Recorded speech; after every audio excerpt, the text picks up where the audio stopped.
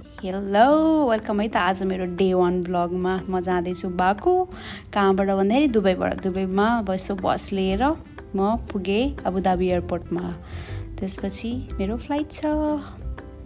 पुग्न चाहिँ म बल्ल बल्ल पुगेँ।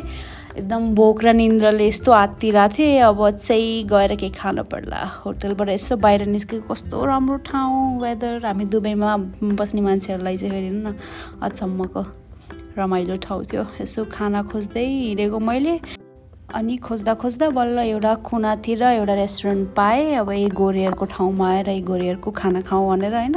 यसो उनीहरूकै तरिकाको अलिकति पास्ता र अनि एउटा यसो अलिकति ड्रिङ्क साइडमा अर्डर गरेको थिएँ। खाना चाहिँ ठिकै थियो क्या अरे। त्यसपछि चाहिँ वरिपरि यसो हिँडेको पार्क रहेछ। अनि पार्क पनि सबै अरूभन्दा नि यहाँको वेदर चाहिँ धेरै राम्रो के। एकदम देश पनि एकदम धनी अनि समुद्रको किनार भनेर यस्तो बसौँ भनेको त समुद्र भनेको लेक रे। ल आजको लागि यति, अरूको लागि लाइक